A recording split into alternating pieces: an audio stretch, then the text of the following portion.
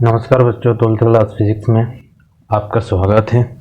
मैं एक नया क्वेश्चन लेके आया हूँ 12th क्लास फिजिक्स में, और बहुत ही इम्पोर्टेंट क्वेश्चन है ये।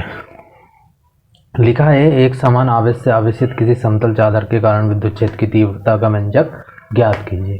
क्या लिखा है? एक समान आवेश से आवेशित किसी समतल चादर के कारण विद्युत क्षेत्र की तीव्रता का व्यंजक ज्ञात कीजिए।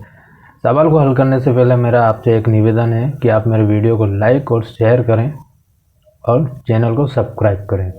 चलो आगे बढ़ते हैं, इस सवाल को हम समझते हैं। पहले तो हम इसके निगमन के बारे में समझेंगे। निगमन तो देखो, एक अनंत आवेश से आवेशित की एक समतल चादर है, तो मैं वही लिखा हूं मैंने यहाँ पे। माना अनंत आवेश से आवेशित एक समतल चादर है जिसके पृष्ठों पर पृष्ठ घनत्व सिग्मा है। देखो, जिसके पृष्ठों पर पृष्ठ घनत्व सिग्मा है। क्या है? जिसके पृष्ठों पर पृष्ठ घनत्व सिग्मा है तथा बेलन का क्षेत्रफल। तो जो बेलन का जो क्षेत्रफल क्या है हमारे पास? ए है। तो हम बोलेंगे कि तथा बेलन का जो क्षेत्रफल है ए है। बेलन का क्षेत्रफल क्या है? ए है। तथा बेलन के आर दूरी से कोई बिंदु P स्थित है। बेलन के आर दूरी पर कोई बिंदु P स्थित है जिस पर विद्युत क्षेत्र की तीव्रता ज्ञात करनी है। क्या करनी है? विद्युत क्षेत्र की तीव्रता ज्ञात करनी है।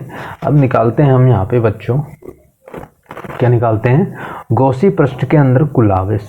तो पहले लिखना है आपको बेलन का क्षेत्रफल। क्या लिखोगे यहाँ पे? बेलन का क्षेत्रफल। तो बेलन का क्षेत्रफल, बेलन का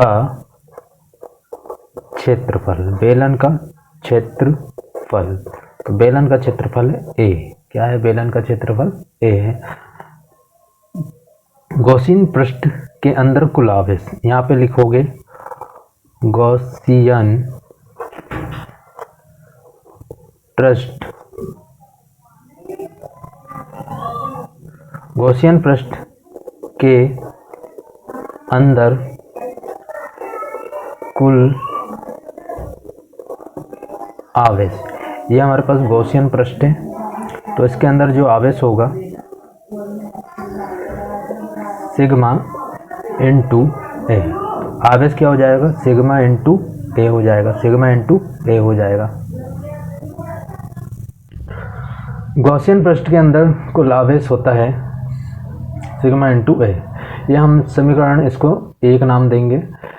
अब लिखोगे बेलन, गॉसियन पृष्ठ के बेलन का वक्र पृष्ठ विद्युत क्षेत्र के समांतर है। तो ये देखो, मुड़े हुए भाग, ये मुड़ा हुआ भाग है, ये विद्युत क्षेत्र के कैसे है? ये समांतर है। ये मुड़ा, वक्र का मतलब होता है मुड़ा हुआ, और मुड़ा हुआ जो भाग है बेलन का वक्र पृष्ठ है।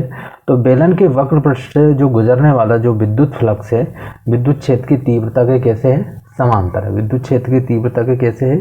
समांतर। तो बेलन के वक्र पृष्ठ से गुजरने वाला जो विद्युत फ्लक्स कैसा हो जाएगा? शून्य हो जाएगा। कैसा हो जाएगा? शून्य हो जाएगा। अब देखते हैं आगे। अतः बेलन के वृत्तीय सिरों से गुजरने वाला कुल विद्युत फ्लक्स, अतः बेलन के वृत्तीय सिरों से गुजरने,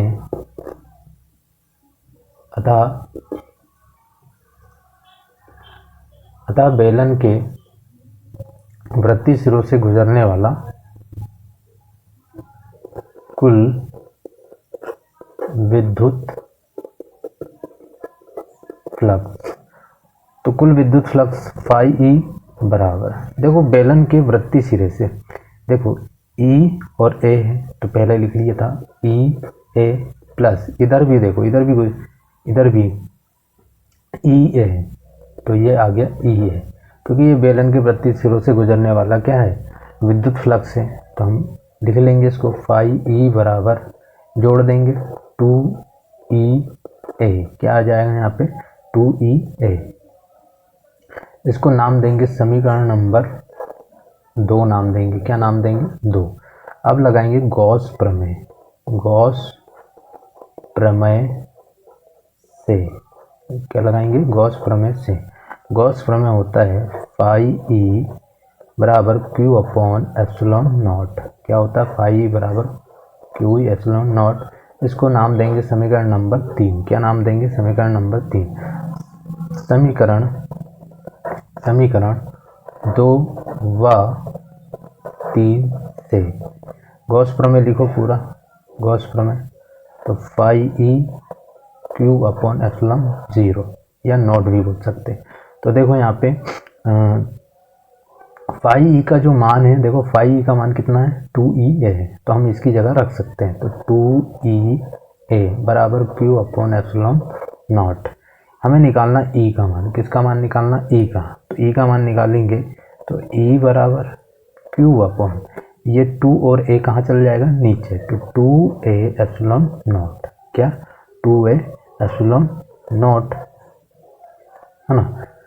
अब देखते हैं, अब लिखोगे Q का मान समीकरण 1 से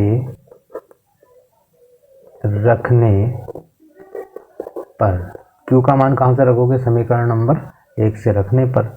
कहाँ पे रखोगे? समीकरण नंबर 4 में रखोगे। तो E बराबर Q का मान कितना है यहाँ पे? देखो ये आगे से ना, तो ये है समीकरण नंबर 1। Q बराबर सिग्मा इंटू ए। तो यहाँ पे लिख दोगे सिग्मा इंटू ए और 2a एप्सिलॉन नॉट। ए है भैया, ये ए है। तो देखो ए है, ये ए से ए क्या हो गया यहाँ पे? कैंसिल। ए से ए क्या हुआ यहाँ पे? कैंसिल हुआ। तो क्या लिखेंगे? ई बराबर सिग्मा 2 एप्सिलॉन 0। यही हमारा क्या हो जाएगा? आंसर हो जाएगा। बच्चों, अब आपको यदि ये वीडियो अच्छा लगे तो इस वीडियो को ज़रूर से ज़रूर लाइक करें और मेरे चैनल को सब्सक्राइब करें, ताकि जो भी नोटिफिकेशन हैं वो आपको पहुंच जाएगी और जो भी वीडियो बनाऊंगा वो आप तक पहुंच जाएगा। इसलिए धन्यवाद बच्चों। Thank you. जय हिंद, जय भारत। नमस्कार बच्चों, 12th क्लास फिजिक्स में